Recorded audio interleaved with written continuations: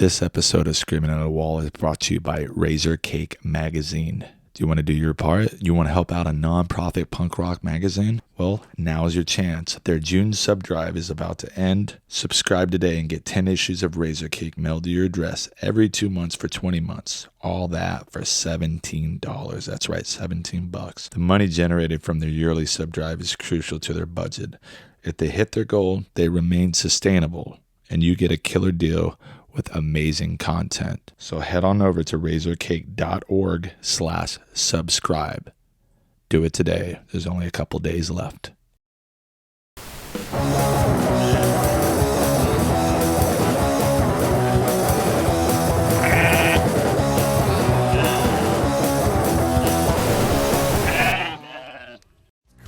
you have a picture of Johnny? I do. You're getting me to pull it out right now. Sing along.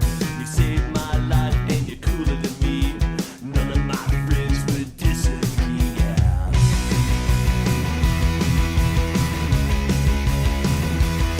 I'm drinking goldfish if you don't brush your teeth. My love for you is deeper than a cavity. You can sleep with both the dogs at night. We can look for shooting stars and satellites. Let's go to the lake and fish all day. Episode 2. Sickboy. We're back. What's happening? How did we get here? How did this happen so fast? I don't know. Let's keep doing it, though. Happy Father's Day, man. What did you do for Thanks. Happy Father's Day to you. Thanks, man. What'd you do for Father's Day? Went to Bodega Bay and camped out there. Helped Johnny catch a giant steelhead. We're all catch and release, so put it right back and was happy to go back, but it was cool. That's dope. What did I do, you ask? Yeah, what'd you do this Father's Day, sir? Well, I hung out with the little ones. He made me soy riso and eggs and Nice. a little bit of avocado on the top. Yeah, the night before that, actually, I went out to go celebrate, the release of our podcast, or actually completing the first one.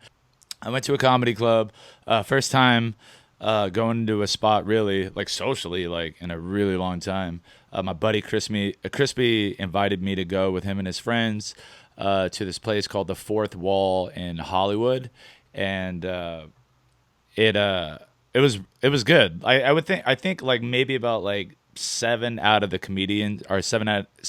8 comedians that were there, all of them were really good, and there was this guy that really bombed, and of course we sat like right in the front, and there was this dude that looked like a steroid out, like Matthew McConaughey, like handsome, but his head was like super huge.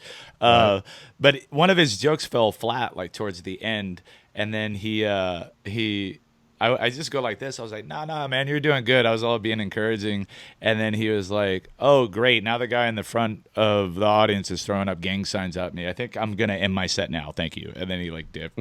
But it was really cool to be back out in the world, to be honest with you. Yeah, I haven't seen a comedy show in a long time. Last good comedy thing I saw was the South Park Book of Mormon on Broadway. Was amazingly hilarious. But comedy is good, man. Humor heals. My buddy Clayton took me to a comedy club when I was going through like crazy depression, and I forced myself to go out, and I stopped at a Trader Joe's to get something to eat because I felt like super overwhelmed and just filled with anxiety. It was like bad at this time. Yeah, it was like at the peak of my therapy, but a lot of shit was coming out. And so, we went, and I forced myself because I was like trying to come up with every excuse in the world, like not to go, like last second. But I went, man, and it cured me.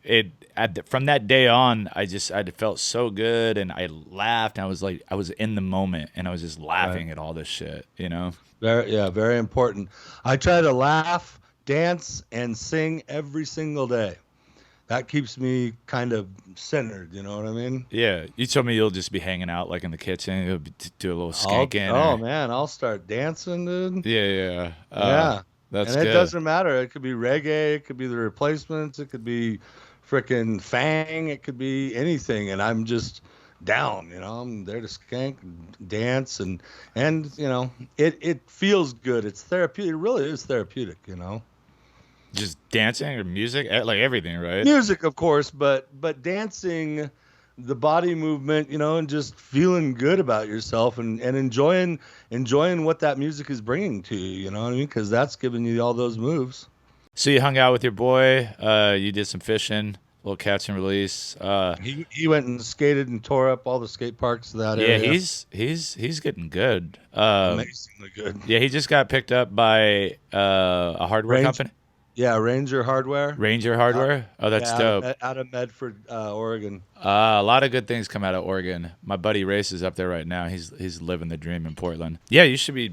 Yeah, you got to be really proud being a dad. And I was gonna ask you because a lot of our I think a lot of our issues come from like not really having a dad around. And I mean, you seem to be very involved with his life. He enjoys bands like the Menzingers. When I was up there, like visiting, he was, blasting that shit. And it was just, I loved watching your guys' dynamic. How was it for you, like growing up? Because I know that you said that you didn't have a father. Well, yeah, no, my mom had already left my dad when I was born, and I didn't meet him until I was 6 years old, I think.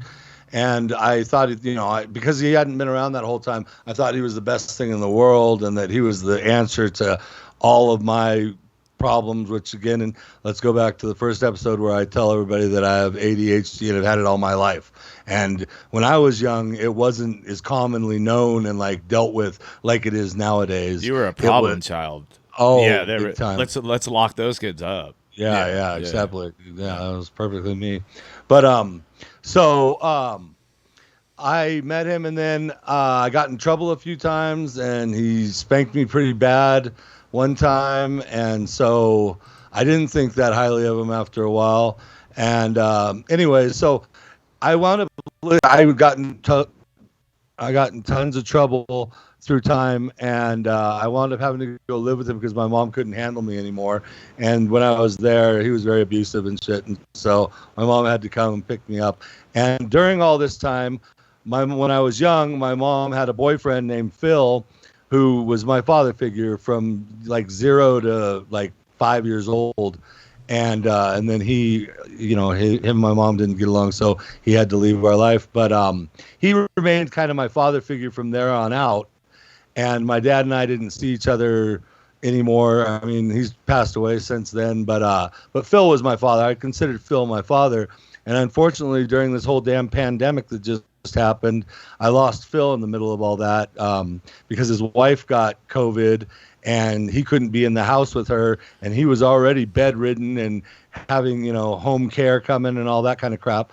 So he went to the hospital, and I went on vacation down there to Huntington Beach, and I was hanging out with you you and Aria when I got the call, and it broke my heart to hear that he had died from coronavirus in the hospital. So that was I remember when that happened. I just saw you. Johnny came in and you guys hugged, and I mean, I couldn't even really imagine like what you were going through. So he contracted it, but he was fine, right? Like, or he didn't have it, or something happened, and they put him on in general population, or like with the rest of everybody, and that's when he got sick, just all of a sudden. Correct. Yeah. Well, he was really, his immune system was already screwed. It was totally compromised. He was dying. He was in a bed all the time. I mean, he was bedridden, and I mean, that's the facts, is that he was dying, but he's in there with the virus, and he contracted it. They said he didn't. They tested him and said he didn't have it. And then they tested him again and said he did, because there's a positive, double negative, or whatever the whole concept of the testing is, and so he died. And I wanted to see the death certificate and all that, because I was, very, questioning on what the hell's going on right now.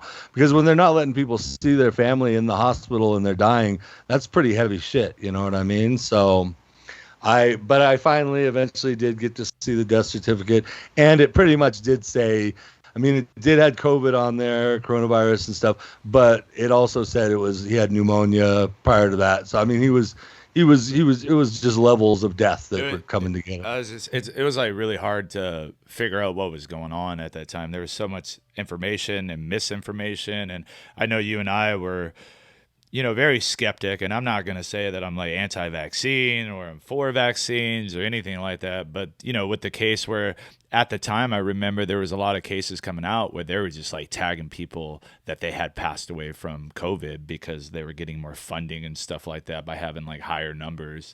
And so it was just like, I think at that time it was such a confusing time, like what to believe and I mean, it still is like in my mind, but Still is, yeah. yeah. So, do you think a lot? So, on the interview with John Shin, he was talking about how things would have been different if his dad, would have still been around. Or do you, like for myself, and I was telling somebody else this, I'm sort of glad that things happen the way that they happen because my dad was an alcoholic, ex-Vietnam vet, treated my brother like shit. That's why my brother's probably doing like 60-some years. In fact, my brother was talking about that the other day. My dad made him feel like shit. It destroyed his self-esteem. I used to watch him like choke him out. Like he never was like super abusive, but he was definitely like verbally. And I just always remember seeing my brother sort of being attacked, you know what I mean, in one way or another. And Yeah. Since I could remember, my brother always seemed bad to me, but I had no idea really, what was going on. I'm sure he was just Right. reacting out of despair and discomfort, from being attacked like that all the time. And so when I don't talk to my dad, I haven't talked to my dad since I haven't seen him since I was 16 or something like that. And he has no desire, I guess, to figure out what's going on in my life. And I did that for a while, where I was trying to get a hold of him, try to figure out where he was. And I just got to that point where I was like, I mean, I am the way that I am because of that situation, but it was also because of being in that type of situation that I was able to get to be the type of father that I am today. And Right. without that, I may not be as good a good a dad, and Yeah. that's definitely something that I think that you and I share in common with other people that have gotten out and they get out and then they're just really good dads. So like for you, what do you feel? How do you feel about all that stuff? Well, I definitely believe that most prisoners come from broken homes or some situation that caused them to challenge society or break the law or even for their own well-being or whatever they wind up in prison, and it's from broken homes. And yeah, I mean, would I be different if I had my father there, or if I had a father that was responsible and hands-on and stuff, kind of like how I try to be? I don't even know, man. I don't know, because like you just said, we've taken the paths that we've taken, and this is where we found ourselves. I mean, I guess because of the abuse that I, went through and dealt with, I try my best to be a better father, to both my boys, Johnny and Attican. And so, that's all I can really do is try to be, just love them, be there for them. Yeah, just show support. So, I mean, that's the main thing that I've always heard, especially like going through therapy or whatever, just reading things is you want to control your child so much, right? Like I do. I want to control the outcome so it doesn't end up like mine. So, I try to right. implement certain things, and I just it got to the point where I think I was doing it too much. And then in therapy, my therapist had told me the best thing you can do is just be there. Just show up and be there. You don't need to control every outcome. Yep. Like they'll see you, they'll see how you act, they'll see how you interact with the world, and they will emulate that, whether you're able to see it or not. And I think about that with Johnny, your boy, because I know him a little bit better than Anakin, but you can kind of, when I look at him, I see you, and then I saw that picture where I thought it was actually Johnny. And does he remind you a lot of you, like when you were growing Oh up? yeah. Yeah. Oh yeah. Yeah.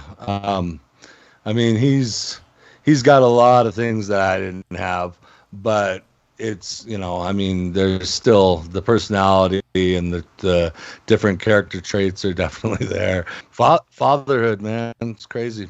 It is crazy. So anyway, you were telling me that I need to shave my beard, and I didn't.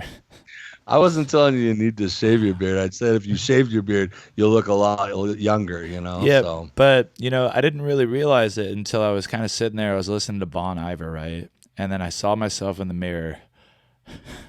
You know who Bon Iver is?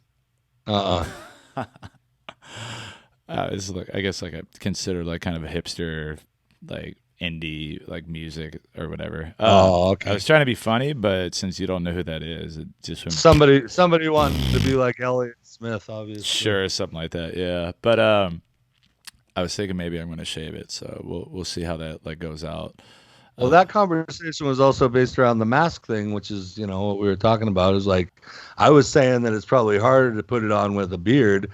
Oh, and yeah. you were saying not really, and then that's how it led to. So you were saying that you're still masking it up. You're fully vaccinated and you're out there masking it up, and you're saying that you don't want to breathe other people's air. You're such a snob. In Reno, there's truth to that though. Yeah. But in Reno, There is. we've never really, I mean, never really been forced to. But yeah, I do when I go into certain buildings. I mean, I ran around yesterday and didn't, but when I go into certain places, I definitely do. Mm-hmm. Just because cases keep popping up and stuff. My wife's a nurse practitioner, so she's got her fingers on the pulse, and she pays attention to a lot of people and works with a lot of people. So we get to hear things from all over the place in all different situations and walks of life. And so, I mean, don't believe it's gone, because it's out there still, and it might even, be a thing that sticks around forever. But like the flu, Like the flu. Yep. Are you vaccinated for the flu? Do you get the flu vaccine? No. I was finding interesting. I was talking to a lot of people that are getting the vaccine for COVID, but they don't want to get the flu vaccine. And I was just, Well, I might when Yeah. the time comes, but it's not that time right now. You know what I mean? I'm just sitting back and watching everything, really, listening to the wife, because she has the most sound, she has the insights. authority. Let's get she down has with the- this. She has the iron fist in your household. Indeed. I just on the tip of I just have to show this picture right now since we're talking about hair, because my brother was trying to like clown me, right, like for having a beard for so long, not because he thought it was like hipster looking or whatever. I don't know, he's in prison, so I feel like a lot of dudes, you could look a fucking biker or whatever. Yeah. What are you, Yeah, booger eater? But dude, check this out. Hold on. There we go. Look at his chin. Okay, I have a beard. Yeah. What the hell So- is on that? What is this? What is that right so- there? This is funny because I've never grown facial hair my entire life. I've always shaved it because I just don't like facial hair. I have stubble on right now, but I was just thinking about shaving right before the show. But I, for a moment, grew one of those things What when I was when I was in the hole, when I was in the shoe program. I grew just like here, and I let it grow down. And dude, it was the stupidest thing I've ever done. I was Yeah. like, I looked at it one day and I was like, what the fuck are you doing, man? Yeah. Shave that stupid thing off. And I did. And I've never grown anything back since then. It's nothing. it's pretty trippy, like what you'll do in there when you're bored. Totally. You'll just do stuff like that. for sure. Grow. I got into manicuring my eyebrow, because once you get a clipper, you're like, oh shit, we can shave everything. You know what I mean? Shave my hair. I'm like, oh, shave my eyebrows, and I'll frickin', and I wish I didn't, because I have frickin' heritage that makes my eyebrows. Yeah. Well, the eyebrows. You're talking about I wish I had. I don't have mine of that. I gotta go looking for. Yeah, mine. I'm I sure it's think got to be. might- But I think maybe you. Well, after I got my tattoos, I was like, I'm gonna I trim my eyebrows. I shave my arms. I still do all that. I guess I call it manscaping, but I called it boredom. Yeah, oh, We called it boredom, totally boredom. and then it just I stuck. mean, we didn't. I mean, we're not going anywhere. We're going out to What the it- yard. You know. What? Yeah, we're going out to the Boys. yard. What's new? What's popping today? Let's see what I can get into. Maybe play some handball or some basketball or jog around a track for an hour.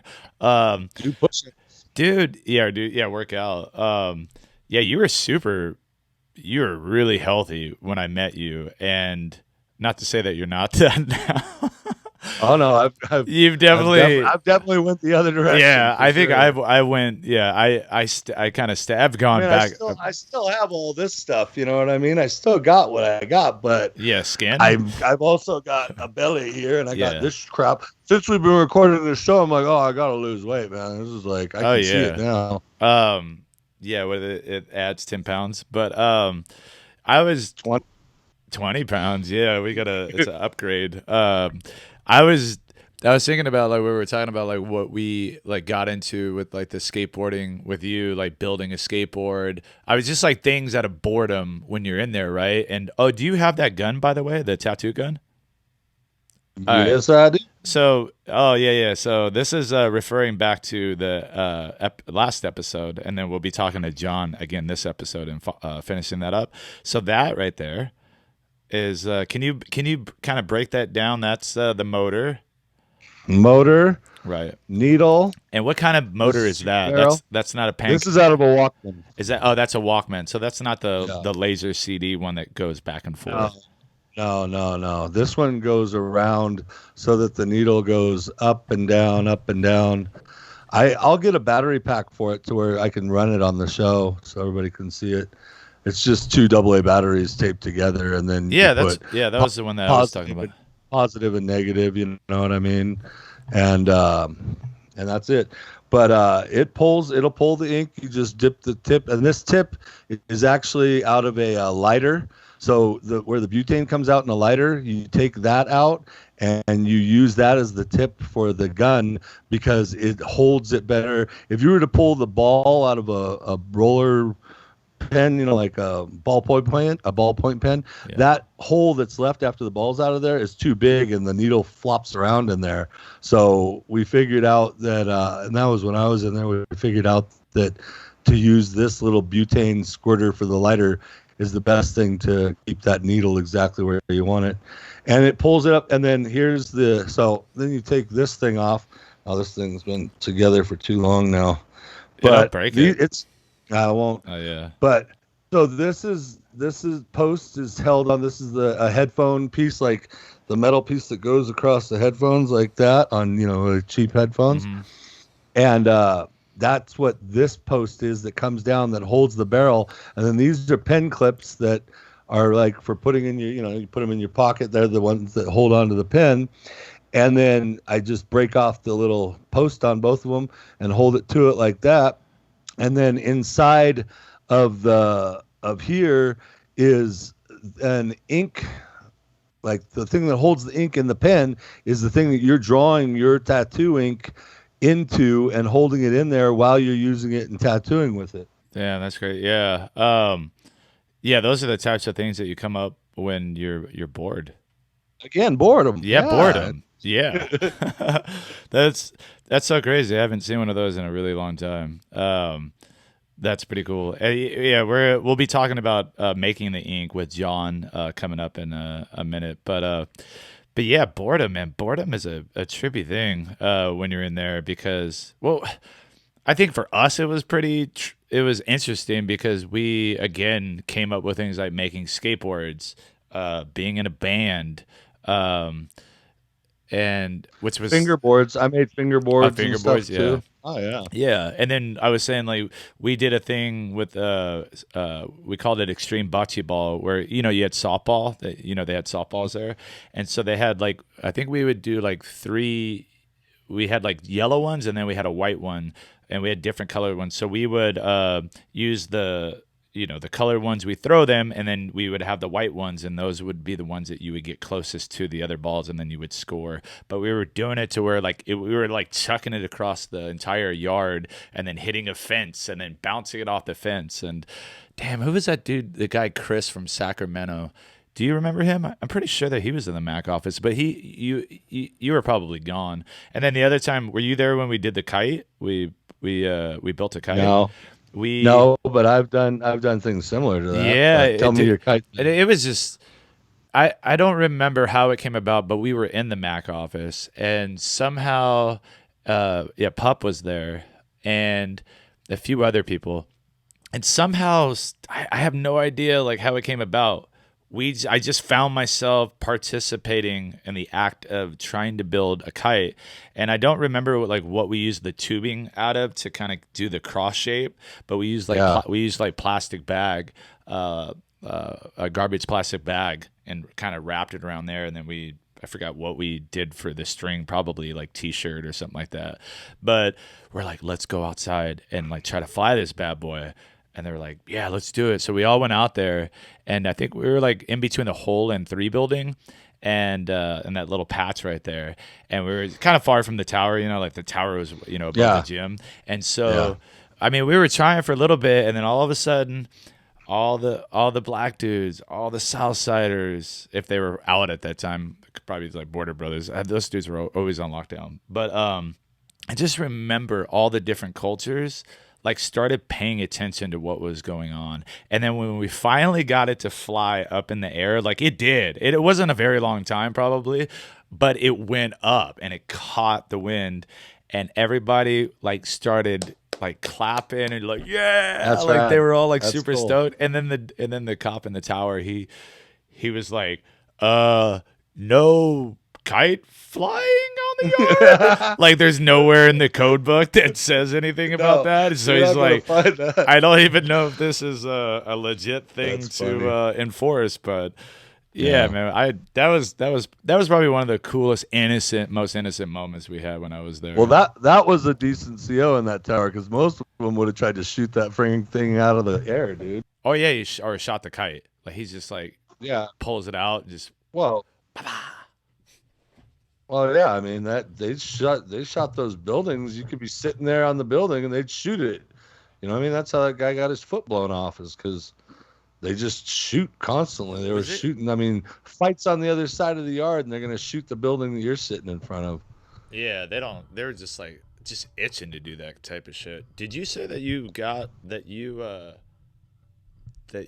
witnessed somebody shoot themselves or get shot? I don't know, shoot themselves. Was it? It was the guy who got his foot shot off. He was walking like from 2 building towards the cafeteria, which is like a straight line, and the gunner's right pretty much in that line. And again, there was a fight all the way over at 6 building, and he, instead of shooting the wall like they standardly did of 2 building, he shot down at there were just flat courts. There weren't even basketball nets on there or anything. They're just flat pieces of, concrete. I don't know what they were for. People just stood around on them because we didn't really there was nothing to do on them. So like, but he was just, what are we going to do? We're just going to stand on this block of concrete. They gave us this concrete. What do we do here? Let's just stand here like jerk-offs. But he was just walking across that, and the dude blew his foot right off, man. So he wound up, and he was to be released soon. But then once that happened, he sued the place, and so they stuck him in the hole for the duration of his time, which was like 3 months left, and stuck him in the hole for the duration of his time. But he eventually won the lawsuit and got, How much did he get? Do you know? I think it was in the millions, like a few million. Damn, you could That's take have his fun for the rest of his life. That's though, cool. Yeah, I would be fine with that. 2 million? No, you said 2 million? It's like 3 something. It was 3 like million. 3 point something. I mean, that's a hard one. I always wonder like what my price is, for that type, because I love using my feet, skateboarding, basketball, running, exercise. Like I love, but I'm thinking about, well, maybe I could use a portion of that money to just get like a fake foot and just I don't know, go on a boat and travel the world for. Yeah, that's a hard one. I don't know. My finger, I would definitely do a finger for that. You know what I Well, mean? finger's not a big deal. I mean, come Yeah. on, man. We got 10 of them, but your foot we only have 2 of. You know what I mean? Yeah, yeah. But they're doing like And I wonder. wouldn't give up a hand either, though. I wouldn't give up one of these. So No, I was just saying science is doing wonderful things when it comes to that type of stuff. You know what I mean? yeah. Yeah, that actually makes me think of the one of the dudes that I was hanging out with that you knew. Um, I mean, I'll say his name, but his name was Orphan, and you kind of knew that. I was hanging out with that guy, but that dude, I was one of the only people from the Reno car, and yeah, the he dude that was. I actually knew him on the streets, and then knew him in there. So Yeah. So the trippy story about that guy is, and then you can pick up. I'll just kind of generally talk about it, but he was like doing some sort of triathlon, like weird, like thing you where don't they jumped. remember those things? I wasn't in. Did, I did never. they quit those That I before didn't. you got Yeah, there? I would have owned Oh, it it. was an Iron Man. It was Yeah, a like a prison iron. Iron Oh Man, yeah, dude. yeah, yeah. And the shit that they were doing was, I mean, dangerous as all hell. But I did it. I did it too. So they So had trash cans filled with water or something right there, and right, you had to jump into the water. jumped into the trash can, and then you'd have to jump out. And in front of the trash can, they had a milk crate on both sides. Yeah, there we go. A milk crate on both sides, and then they had a broomstick across the top of the milk crate, taped to the milk crate on each side. So you jumped into the trash can of water, then you jumped out, and you have to slide underneath that bar. And this was, this isn't. We didn't. I don't think it wasn't even on the grass. Oh, it was. It was on the grass of the 5 building near 6, but it was this little grass area, and when he went to go underneath that bar, he paralyzed himself. Yeah, And yeah, and yeah, he didn't have feeling all on one right side. no, Was it like? And he would, no, it's trippy. it was his whole. It was both legs in the beginning. Both Oh legs yeah, were totally gone. man, I've seen But that. then I he saw. went. He got. Go ahead. No, I've seen that guy fall, and I hate to laugh at that kind of shit, but watching him fall, and he would want other people to laugh. He's like, Oh I yeah. know I look fucking funny. I want you. If you guys are not laughing, I'm not cool with that. Like, but he would Oh just yeah. do this lockup thing where he knew he was going because he would play handball. He would like play Yeah. handball, do stuff like that, and he would kind of like put his arm to the side and then just do a Yep. like a trippy thing. But he was actually running one of those things in there. One of the Yeah. the higher up like kind of things, and I was connected to him at one point. But it's trippy. I had a dream about him, and the right after we did our podcast, and I was in my room, right, and then I was like folding clothes or something, and then I just got this weird like there was like this ominous like presence, and then I look over and I just see him like hobbling over through my little walkway. And then I like woke up and I was just like, what was that? I was like, man, we must be like stirring up some stuff. I wonder if So he's still alive. That's a curiosity there. you can just look it up on the Prison Finder. I mean, I've I Twig. can't remember his full name, dude. Oh, I can't either. I remember Forrest Richardson, who was another lifer. I looked him up, and shows that he's still alive, and he had hepatitis C. That guy was one of Twig? the Quick? Twig, yeah, Yeah. he's actually the guy that got me into boxing. So one of the many things that I've got into, like being on the outs, man, is on boxing because Twig, he was, I guess, a champion back in San Quentin way back in the day, and he had this thing called he's like, I invented this thing called the Prey Mantis thing, brother, and he didn't really talk like that. He was very different than a lot of those guys. he was He a good- looked like Tom Selleck. Like if you could He compare did. He totally him did. to somebody, he's like, yeah, Tom Selleck. But he's like, He even yeah. wore the cutoff jeans and shit on the yard. Oh, he did not give a shit. He was great. He was an amazing tattoo artist too. Oh yeah. And so he told me, like, right, he started training me, and he's like, he shows me the Prey Mantis thing. He's like, I do this like type of like thing like that. I mean, I've seen like boxers kind of like, they kind of keep their hands, but he really got into like this Prey Mantis like thing like that. And I remember, and I wish I would have actually stayed with boxing when I got out. You know, I didn't pick it up until maybe about 8 to 10 years later after film school. And because I think I probably would have been able to go pro. Like, you know, whether I won or lost is a whole nother story, but I definitely could have like gone pro if I would have like boxed like early on.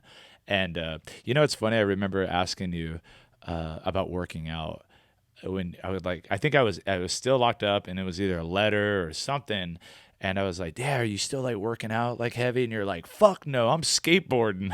You're like, that was like the last thing that you fucking drinking beer and skateboarding. He's like, "Fuck," you're like, "Fuck working out." And but anyway, yeah, 8 years straight of it, dude. 8 years straight, every yeah. single damn day. Well, So yeah, you were like getting back. You were super healthy. I remember you had given me this book called "Fit for Life 2," right, by the Diamond yep, couple, and yep. it just talked about the meat industry, you know, sugar, like all this processed food. And this was like a book that Everything, dude. it was written what in the 80s?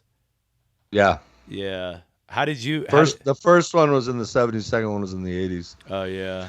I got turned onto it by my mother. She was, she'd been through all of those different things when, we talked about meditation last time, and that's also through my mom. She turned me onto that. I want to say thank you to her, because you're the one who gave Appreciate me. it, Mama. Yes, thank you very much. The Dan Millman, the way of the peaceful Now, warrior. Dan Millman, I met him on my own in the Blue Roof Motel, which is Marin County Jail. And he came in and did a thing. And I'm like, what's this about? This guy's got a book. He's going to give books out. And I'm like, oh, and I went out there and met him. And then I got that book and I read it. And I was like, wow, this is my style of shit. You know what I mean? This is really good. Very like Karate Kid-esque. Yeah. Very similar. I always a little heavier, but yeah. Oh, it's definitely a lot heavier and like more like deeper. But and then they came out with a really crappy movie of it with Nick Nolte. Although I love Nick Nolte, man, it was not very good. And I never pictured the main or the teacher. I don't remember his name in the book. Socrates. It was Socrates. I always like pictured him as Socrates. like a Miyagi or something. You know what I mean? Like when he jumps up onto the top of the garage and he's like, how do you do that? Like, it just I didn't picture Nick Nolte, so it kind of I don't know. It just went a different route. But that book, dude, that was one of the books that you loaned me that I started feeling a little more connected to Eastern philosophy. And I'll talk about this in a later episode. But my DMT experience. It connects all the prior experiences that I've had, and like those insights and those synchronicities with people that I've met along the way. It's a whole nother topic for another show. But yeah, that book. So you met that guy, and then was that the same book that you got from him that you loaned me, or was that like a different copy? It sure was. Yep. No, that was it. Oh, that gets me excited. Yeah, I think I still have it. It's signed and everything, but that's why I was looking around. It's not in here though. But yeah, that's another one that's really important. It was just and writing for Flipside. Flipside magazine back then was like, it had articles on everything. Like all conspiracies, everything you could think of. They looked into it, and it was really neat. I liked it. They were a little more, I think, open, right? When it comes to like content, there wasn't like, oh, this guy's views are a little like obscure, or not obscure, but just different than the general consensus here. We're not going to run this shit. Like where nowadays, I feel like, if it's not aligned with your perspective and your belief system, they won't. Which is kind of I'm not going to give you the time of day. Which is kind of weird because when it comes to punk rock, it's definitely veering off into a restricted area as far as like what is being allowed to come in, and then what is coming out is like sort of. You know what I mean? This is what we say, and this is, you know what I mean? We don't. Right. Yeah. I mean, to a degree, and skateboarding too. But there's always going to be outcasts, outlaws, and outsiders, and that's what I am, and that's what you are. And we'll find our own way, and we'll make our own scene, and fuck them. You know what I mean? Yeah. I mean, I was, the other day I was hanging out with my buddy and he was telling me about, like so my buddy builds like DIY spots. We went out to Santa Clarita, and did some, Clayton. yeah, Clayton Grawl. And we went out there to take photos for the spot that he helped out at that's going to be gone. But anyway, for confusion. And so we went out there, took photos, got to meet the locals, the dude that built it, really super cool guy. And Garrett, I think I'm pretty close to his name. But anyway, he was telling me about, like, he said something tranny in the text. And he's like, "Excuse me, transition." And then I was like I was kind of thrown off by it. And he was just like, "Yeah, you can't say that anymore." And I was like, "Wait, what?" And he's like, "Yeah, you're not allowed to say tranny anymore because like people are finding it offensive." And again, like the whole punk rock attitude to me is like we're like kind of beyond that. Like that same, because when I think about like punk rock and skateboarders, it includes everybody. Like there is no Everybody. exclusion, and so we all No. know this, and we all have Yeah. this understanding, and it's not about, like, for me anyway, not being easily offended. You know, the same way like going to the comedy club. Right. It's sacred, or it's already known. Like the people that go in there, it's like comedians. They observe everything. They don't observe just left and right. Like when you listen to people like Eddie Murphy or like George Carlin and now Dave Chappelle, these are people that, like, you know, they observe every Yeah. aspect of it, of being a human being, so they're able to, I guess, spotlight everything. And I feel like now we're just sort of like staying on this one side as opposed to being like, man, you know what? You can believe whatever you want to believe. You can kind of talk if you treat me good, like that's all that I care about, you know? Yeah. Um, Well, that's the thing, is that the powers that be want division because then they can conquer. You know what I mean? So they want us all to be, oh, I'm this and I'm that, and you don't like me because I'm this, and I don't like you because you're that. And it's like, fuck you, man. I don't give a fuck. Just skate and have a good time, listen to music, and be happy. I mean, live. You know?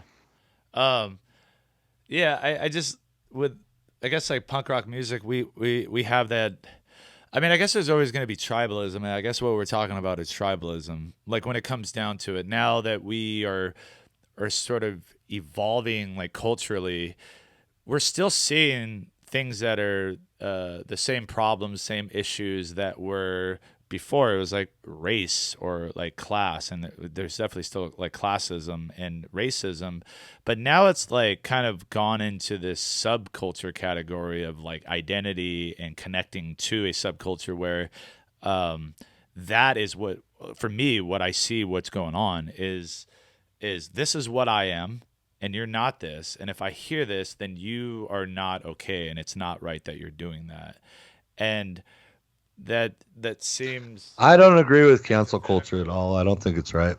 I mean, if they're presently doing something really fucked up and, you know, I mean, it's to your face or it's happening, you know, in front of you or whatever, that's one thing. But to, like, you know, I don't know, man. see, I think That's there's just, a difference between, okay, someone's saying like tranny, right, and then someone doesn't like it, right? That's such a small thing, right? Like it's more of an individual thing. I get it when dudes are talking about how Nigel Houston is allegedly a rapist, and that he still gets, you know, supported by Nike, and he's going to the Olympics, like all these different things.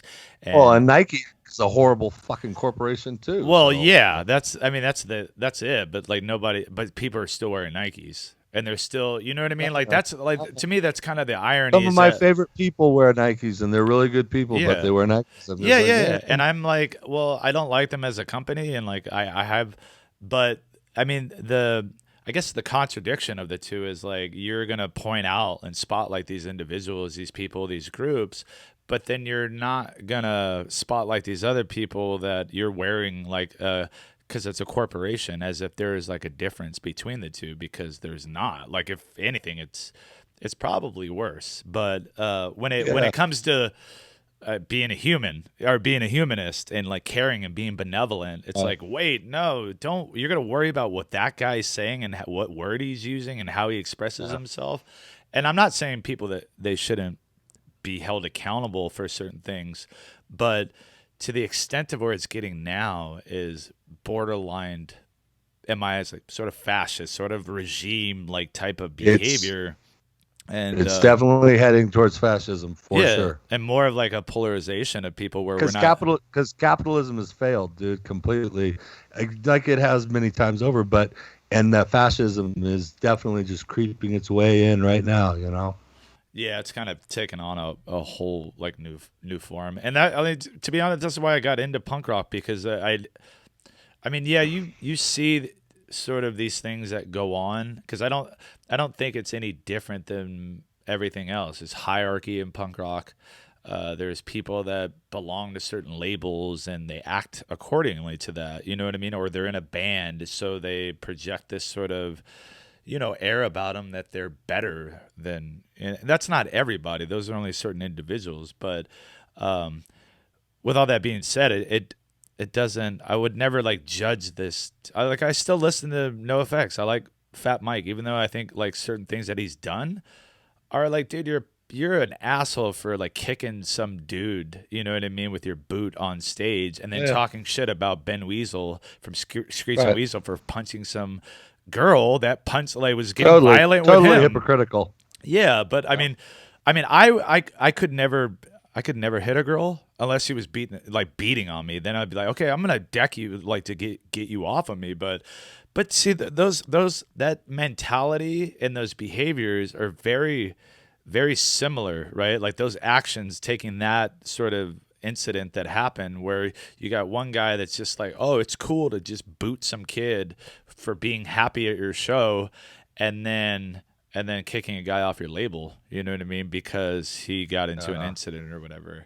And, a guy that made you a lot of money too, so Yeah, but I mean, with a lot of individuals, there's a lot more to that person than just the one word or the one action or whatever it is. And people can change. That's the other thing, is like people are holding people to stuff for like ever. It's like, no, man, people change. I was a violent motherfucker, man. I was someone that you didn't want to mess with. You're well aware of that. And I'm not like that anymore. I keep my cool. I have people driving, like shit around me all the time. And I'd love to just jump out of the vehicle and just, thrill their ass. But I don't, because I'm not that person anymore. I've changed. I've grown. You know what I mean? Yeah. I could still be pushed to that point like you were recently, but I do my best to keep in control, Yeah. Yeah. So change is always there. No, it's always there. But just to add on to what you're saying is, if you think about like, man, all the shit that I did, right? Like maybe like some stuff that I didn't get caught for, the way that I was, if you were to bring it up now, I mean, what would be the point to that? Like, I've already internally apologized and have like over and over beat myself up with a lot of the things that I've done. And so if you look at us, would someone be like, no, dude, no, you're wrong. You're a piece of shit because you did this shit like a really long time. And I think that's, and we've had this conversation before, and I think that's the difference with, I think people that are quick to judge people is that they haven't had enough direct experience with people, with events, with cultures. I've been around. I mean, my family is mixed family, Italian and black. I grew up around Crips, Raymond Crips in South LA. I hung around with cholos. I hung with suburban kids in Lancaster, BMXers, skateboarders, and then eventually prisoners, punk rockers, skinheads, racist skinheads, anti-racist skinheads. Every sort of punk rocker. Everything. Everything. All that. And I mirror that same thing. I grew up with, I grew up with a Filipino family. I grew up with a Hispanic family. I grew up with a black family. I grew up with a Korean family. I grew up with all different kinds of like people from Sweden and people from Jamaica. And I mean, that's the thing, is that it's not about what the, you're black or you're from here or you're from that or you're this or you're that. It's all about just wait and let them be who they are, and then you figure out how you're gonna, interact with them from that point. Yeah. Instead of putting judgment in front of the action. Yeah, because that direct experience goes a long way. I think is like, yeah, It's every I'm not gonna just base how I feel about you on this one thing. Be like, dude, that was kind of questionable, and I don't think you should have done it, or like whatever. But I wouldn't completely shut someone down. I mean, unless they were just a really big bag of shit, and that's a different thing. That's your character. That's your personality. Then it's a big bag of shit. Yeah, You then you're gotta just a put big. you, Yeah, and then light it you on know, fire, put it in front of the door. But let someone else stuff. but I think that it's that direct experience. I think if people had more of a, I guess, direct experience or just experience, they wouldn't be so quick to. It's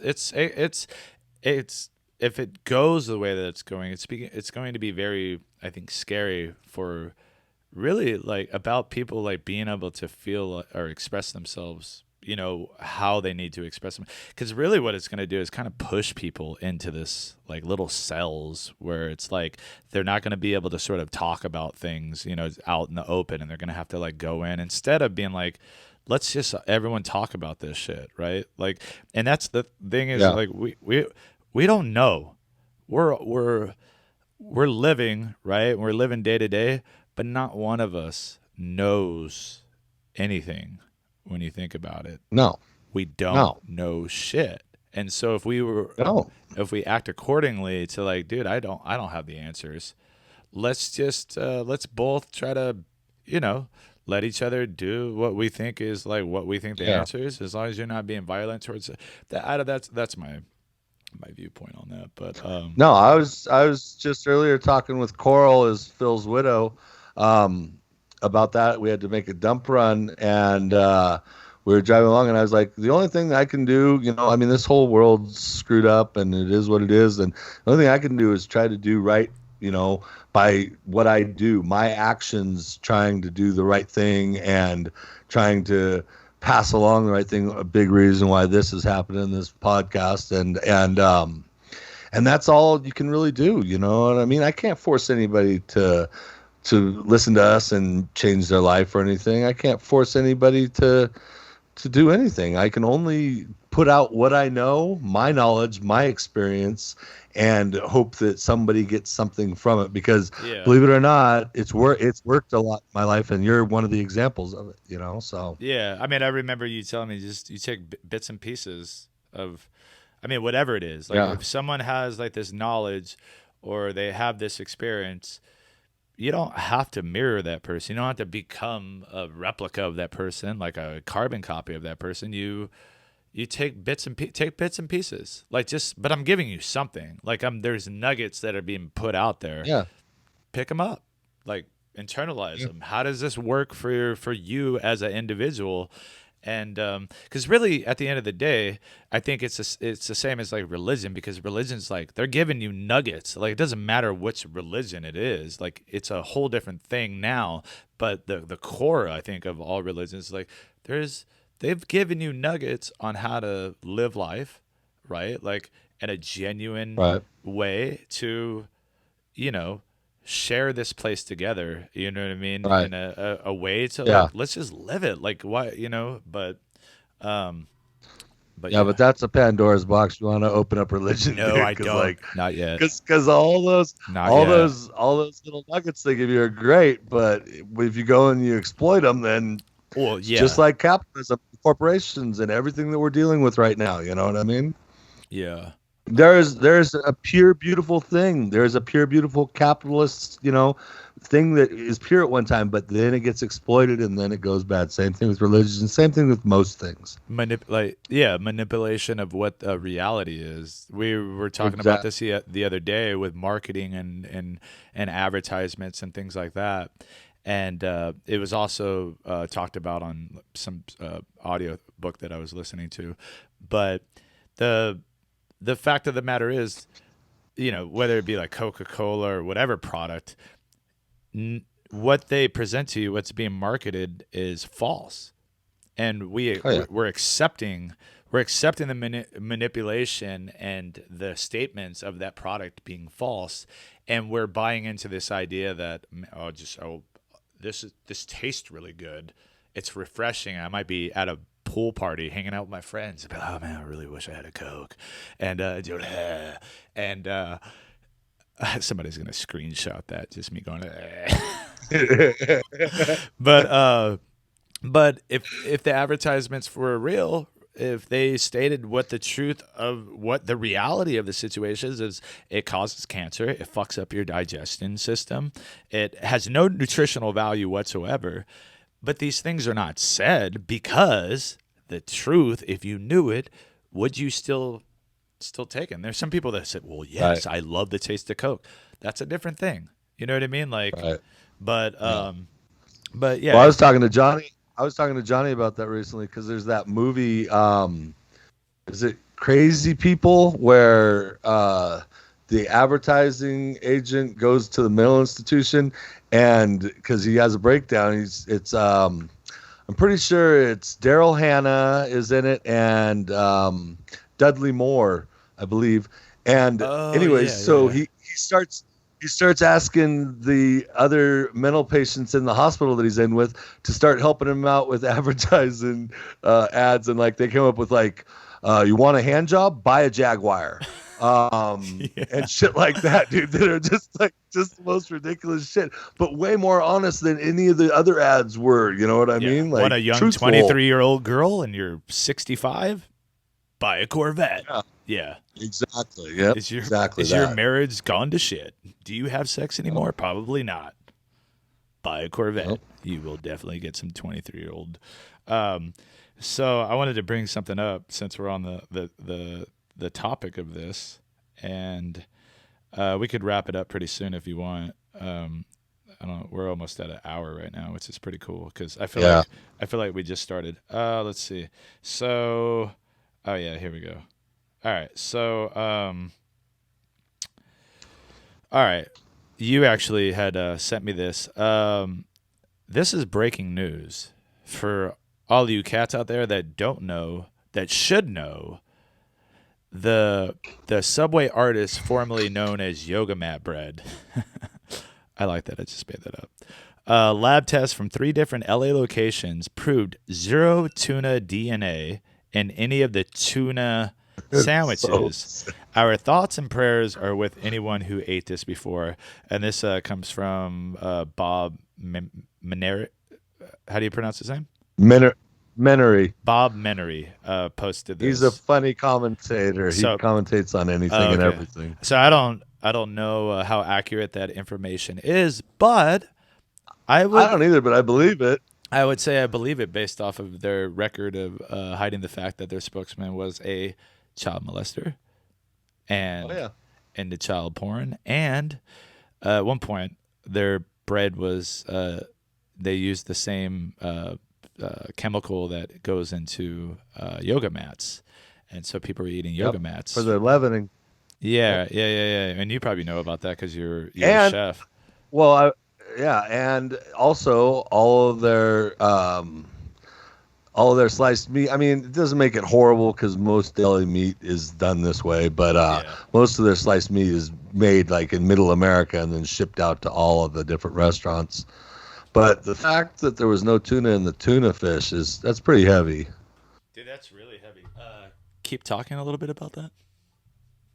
I don't know what more to say. I mean, I questioned it and I thought like, oh, is it like back when Jack in the Box used to use soy before soy was popular as the meat in their tacos, or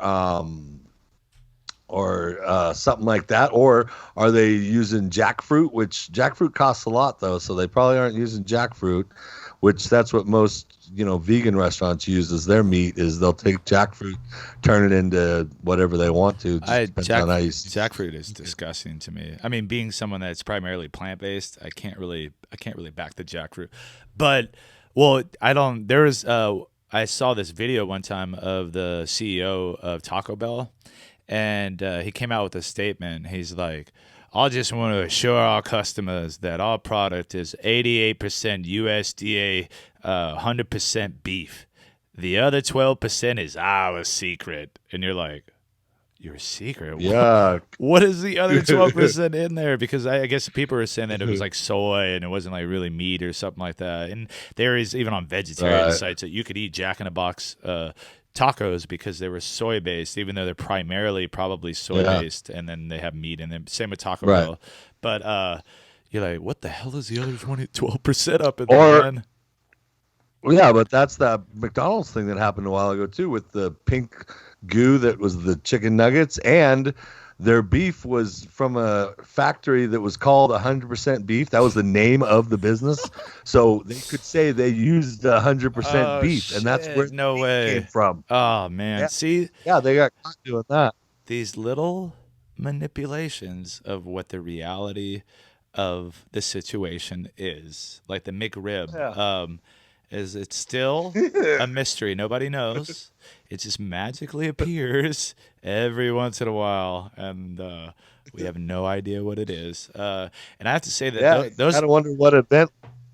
You gotta wonder what event led up to that McRib popping back up. You know, Oh yeah. was there a mass dying off of something somewhere, Something or somewhere, what? You yeah. know, It's when Morningstar McRib patties are no longer like selling as much. Like they have overstock and they send them over to McDonald's because those things taste exactly the same.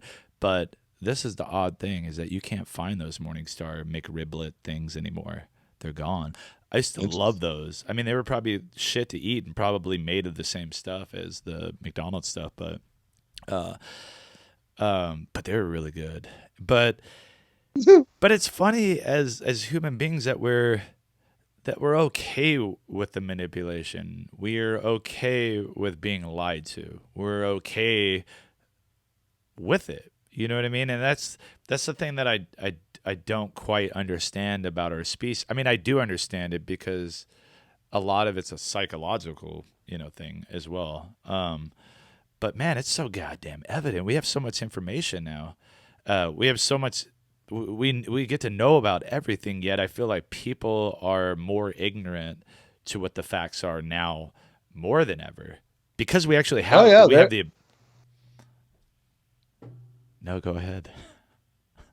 well, no, I'm just saying that last year was a major scramble, dude. That was a freaking full-on scramble of the brains for most people, because especially if they're watching the news, which I didn't watch the news, but I do look at headlines, and I did like follow a bunch of different people on Instagram, people that I agree with, people I disagree with, people I don't even know what the hell they're talking about, people that are talking about shit that's way out there, just because I wanted to see all these different angles so that I could, like you talked about before, little pieces. And I just want to see all these angles so that I could kind of like figure out and navigate what I thought, I stand in, You were heavy into it, dude. I remember that.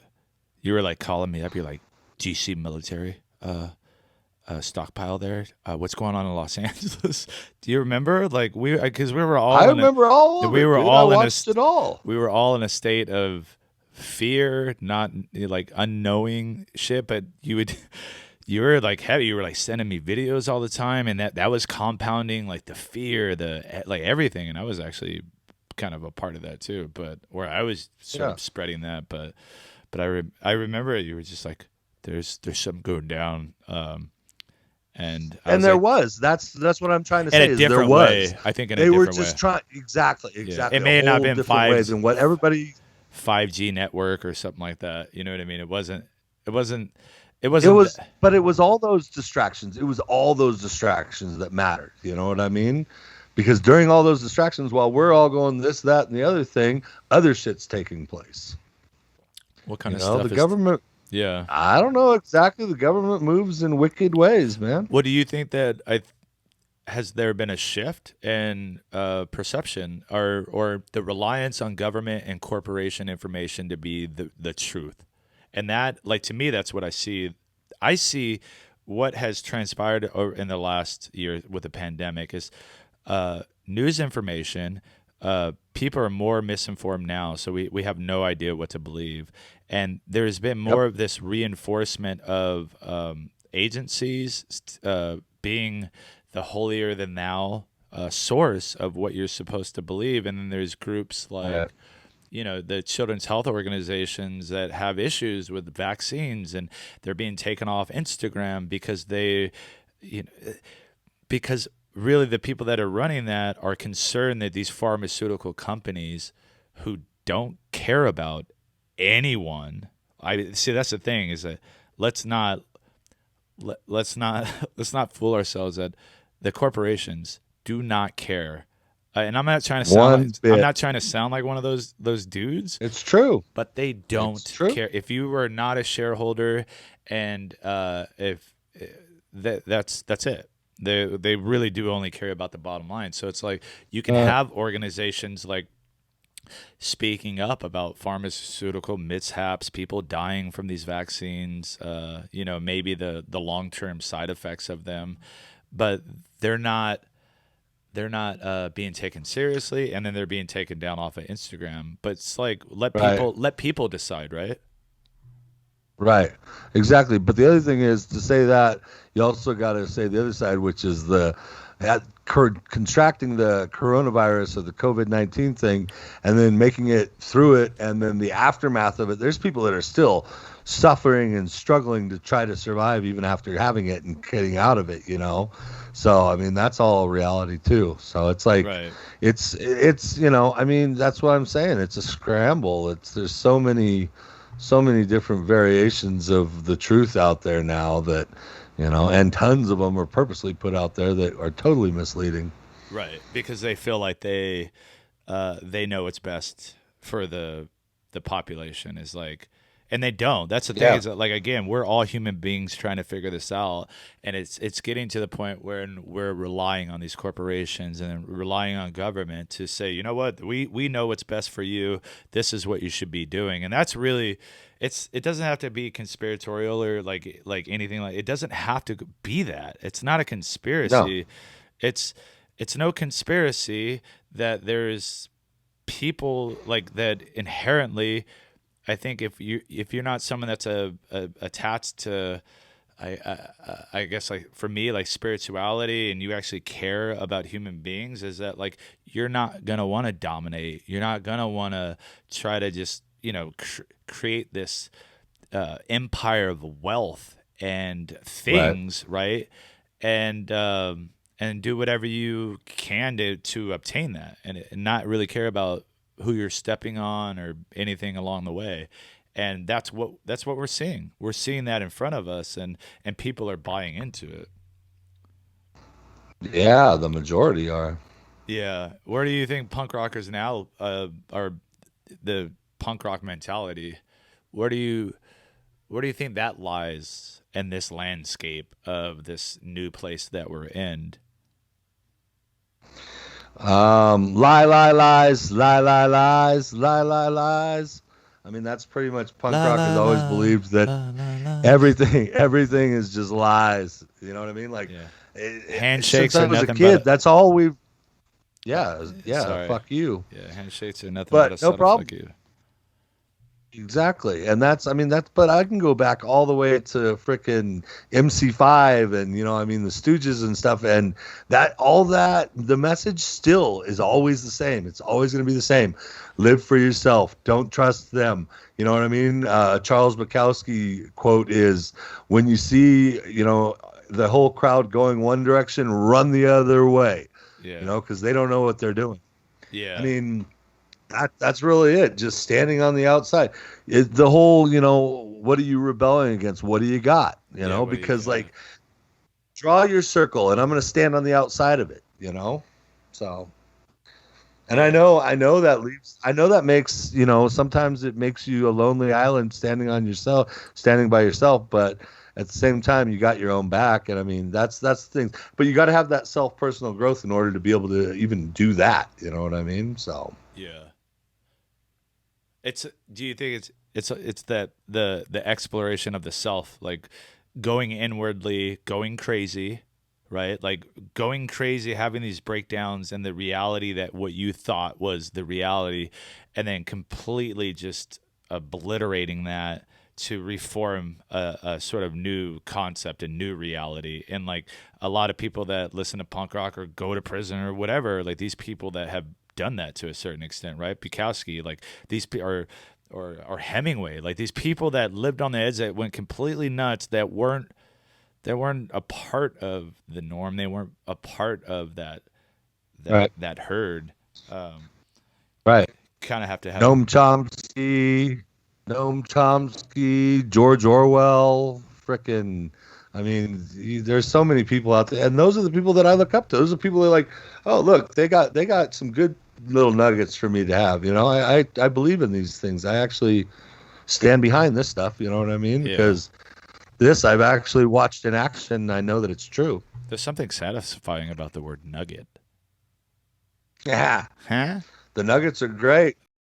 All right, so we're back with John Shin from Shogun Tattoo, ex-felon turned tattoo artist at a Shogun Tattoo in Pasadena. Check him out on Instagram. Ramen saved my life.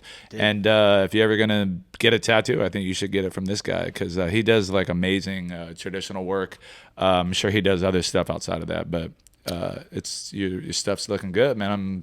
I appreciate it. I've seen you grow. You know what I mean? Since I've Yeah. known you. So Thanks, man. as far as a tattoo artist, Yeah. it's always beautiful to watch. I love to see like people progress, and I love to see people that have done time that are doing their thing, and that's what you've done. Happy late Father's Day. Happy late Father's Day. Yeah, rad dads for life. And yeah. you're the one, man. Yeah. Yo, what's up, Arya? Hey. My daughter's over there. All right. So yeah, let's pick up where we were talking about the ink in gel, like how to make it, because I had no idea, and you kind of told me you could do it out of baby oil. I did make my own, but I used the soot from burning chess pieces, but your process was a little bit different. Yeah, so I just didn't like that idea of burning plastic. People were doing hair grease.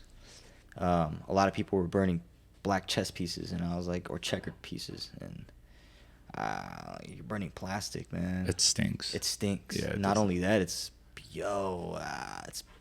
plastic. Yeah. I don't know. Does that not disgust you? Like you're putting plastic into your skin? I mean, nine times out of 10, all the stuff. I is honestly plastic. don't know what the ink is really made of, so I couldn't I tell hear you. I hear ink poisoning. You know what I mean? Like if you get Yeah. you can get ink poisoning if it's not like the right stuff. So A lot of the stuff I use now is powder pigment. There's no plastic in it. oh okay, I can't, it's organic. I can't fucking say if it's organic or not. But it's Yeah. not. It's not plastic. Yeah. So you went the baby oil route, which Yeah. was kind of hard to get because you It said was hard to get. They stopped. Yeah, I don't know why they stopped allowing the men yard, like, to receive that stuff. I mean, I guess we don't really need it, So we would have to make a trade. We'd have to make a trade through the kitchen to the women's yards. So we'd get our baby oil through the kitchen. We'd get our soda cans. We would then cut the what's the process? Cut the soda can in half, pretty much, so we can coil like a wick. So we coil a wick, make a wick, close the soda can, pour the baby oil up top, have a little piece of toilet paper stick out, just like a little candle, and we'd get lunch bags. You know the lunch bags? They're brown bags about this tall. Mhm. Yeah. But this wasn't tall enough, so we'd get 2 of them, and we'd tape it, and we'd stack it like that. So we'd cut the bottom off of one bag and tape around. So we get a really tall bag like this. So we get a soda can, we'd fill it with baby oil, and we'd burn it. Like we'd pretty much find an empty locker, or if it wasn't empty, we'd pop the lock, and then we can't destroy state-issued locks, or they'd really run down on that, because inmates were known to use those locks, steal them, use them to, and use them as weapons. And usually those locks, COs will come when a new inmate comes into the yard or whatever. They'll open that lock and take that lock back with them, because no inmates don't need a lock. you know? Right. We'd pop that open with a piece of soda can. So we'd curve it, fold it in half, make like a little fingernail, and there's a groove on the inner part of that lock. Right, it's got a little pinch to it, right? You stick that aluminum sleeve, straight down and just push down with your fingertips, and whatever, and it'll just pop right open. Mm-hmm. So we'd get that empty locker, we'd put that can of baby oil, light it up. How do inmates get a lighter? We'll get to that. But yeah, we'll light it up, put the bag over it, put a little tiny slit, like a little slit where a little bit of oxygen can go in and help that fire just live a little bit. And we tape all around on the bag and let it burn all night. Just let it burn all night. How did you hide it from the COs doing count time? Fuck, it was hard, man. Yeah. Because COs aren't stupid. So But- in order to not get caught, we'd have to have that thing burn perfectly. If it burned too fast, of course, it would just produce too much smoke. It wouldn't produce as much soot. It would just make a bunch of smoke, and all that smoke would come out the locker. Boom, you're done. Right? That's one. Then the whole dorm ggets lit up. Like the COs were like, "Oh, these fools are starting a fire," and then like 30 COs show up and just ransack the place. Once that happens,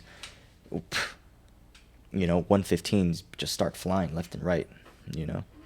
But yeah, so we burn that thing for overnight.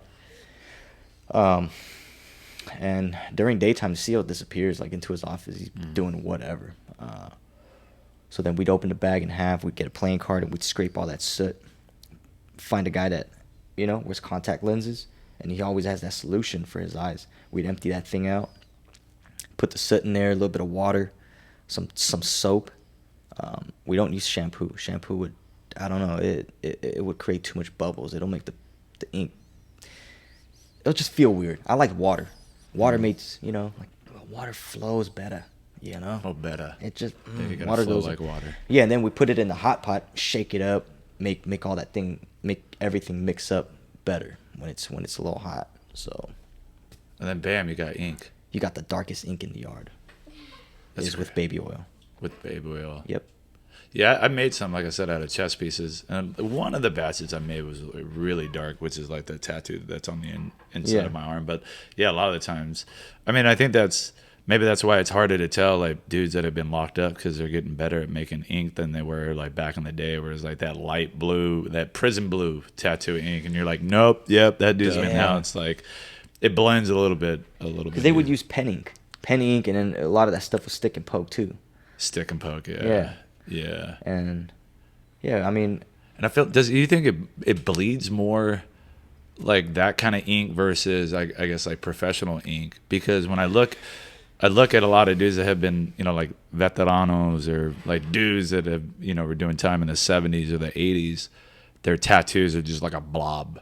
Like it's just, or I wonder what do you think that is? Or do you know? even if they were using baby oil, chess pieces, whatever, it's the diet, man. The diet in there, the water in there. Yeah. It's definitely going to affect the way your liver performs, the way your organs, all that stuff. So your skin is a big organ. If it's getting certain nutrients to, let's say, reject this amount of ink per trauma, then it's going to do that. If it's going to do something chemical, like some kind of weird chemical reaction under the skin to change it, to a certain color, or push out this certain pigment and leave only this, because that, it's compatible with your skin, but we'll push out all the black stuff, and I don't know. Have you It's ever your diet, tattooed? man. Have you ever tattooed anybody that just really rejected the ink? Oh, yeah. Since everyone like has Yeah, their same ink. I've had, man, it's the same exact ink I would use. Yeah, of course, people reacted different to it. Yeah, they're like on differently. some Wolverine. Yeah, it's Wolverine weird. shit. Even today, like the inks that I use today, there are certain inks I just stopped using. Like there's this fucking red from Eternal, dangerous. Yeah. Us sitting at Shogun Studio like right now. How did you end up here? How did that happen? If I can just think of one thing, it's my wife, man. Yeah. The Rock. Yeah, man. Definitely. Woo! She hooked me up, like, big time. Mm-hmm. And,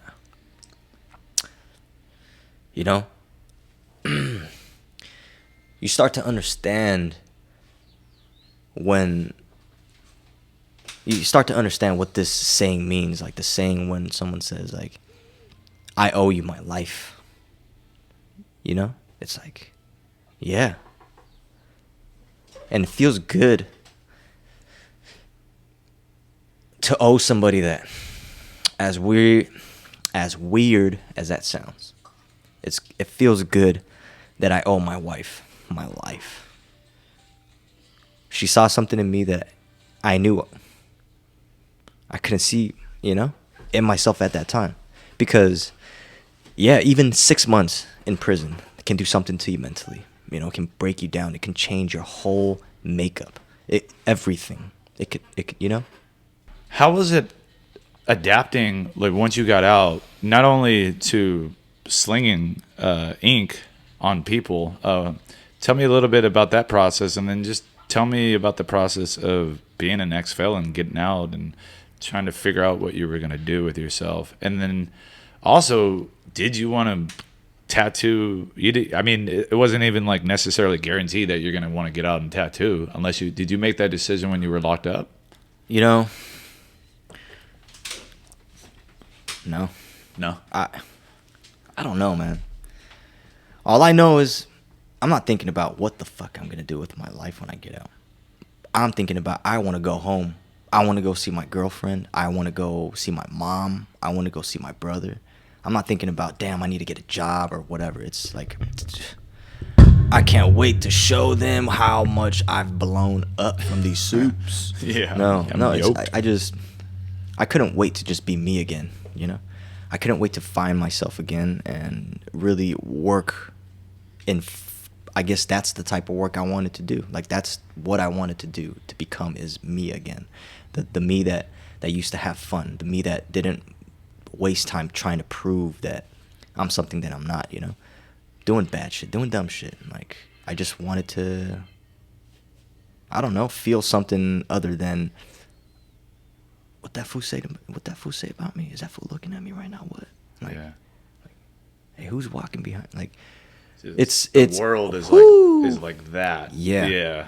Yeah. And sometimes I still see myself in that predicament. Like, I still see myself struggling with that. And part of that is being a dad right now. You know, yeah, I'm paranoid. I'm paranoid as hell of myself. Right. Because I know what I'm capable of. Right. I know where I can end up being, you know.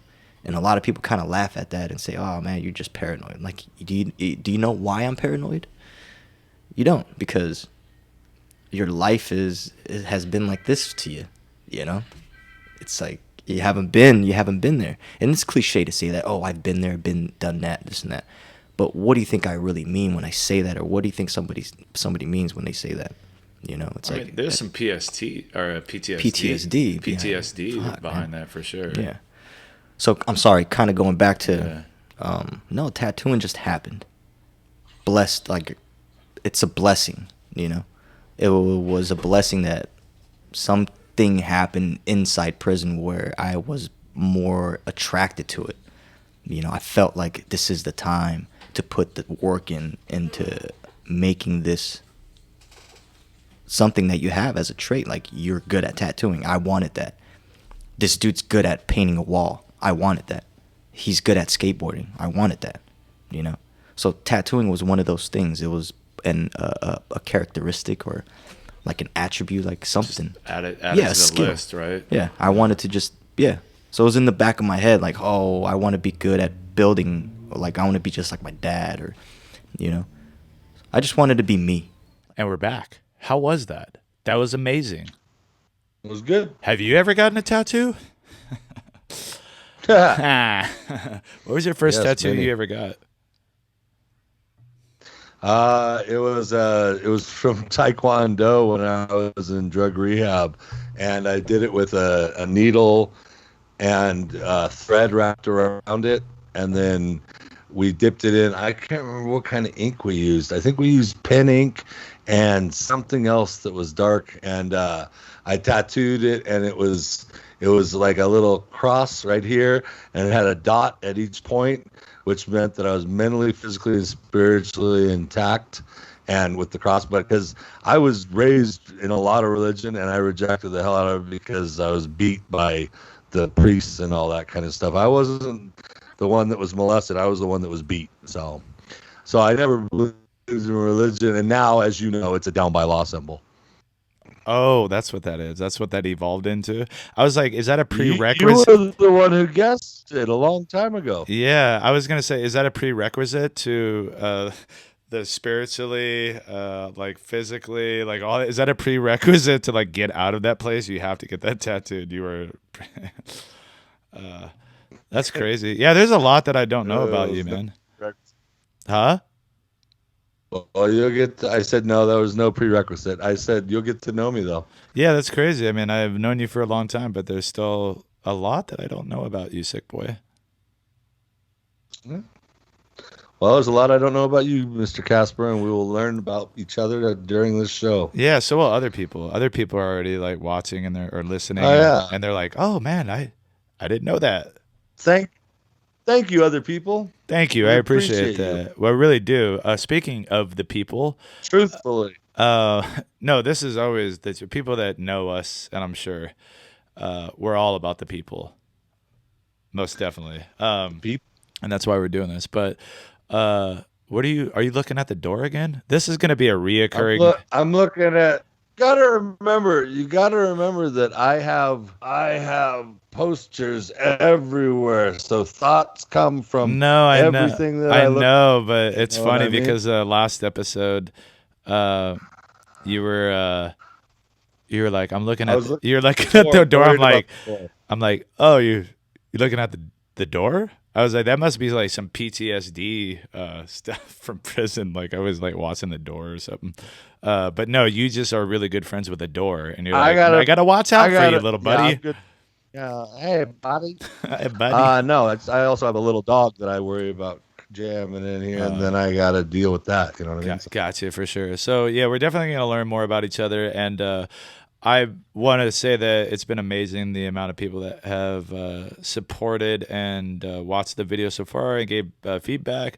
I would like for people to comment, down below when it comes to like YouTube on anybody's shared experience from prison.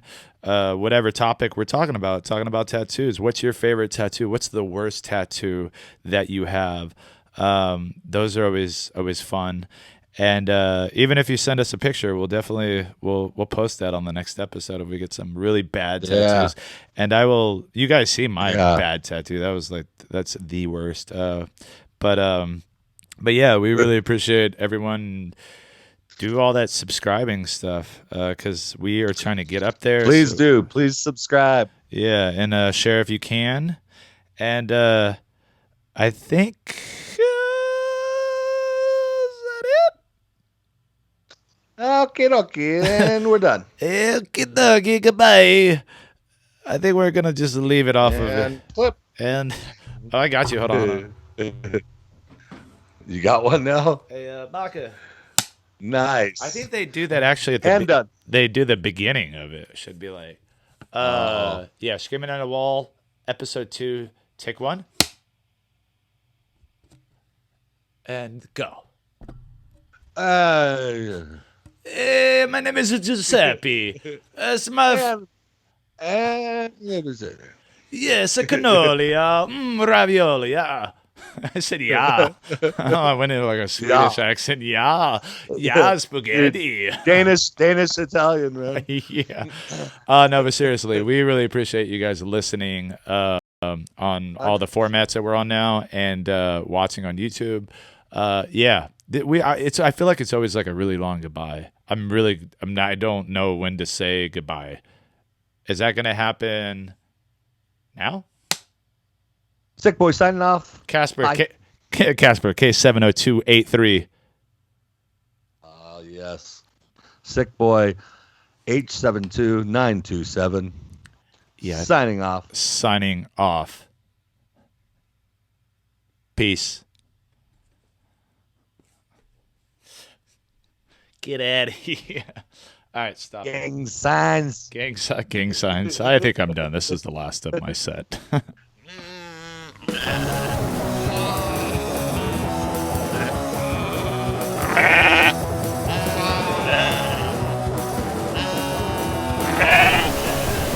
Ah!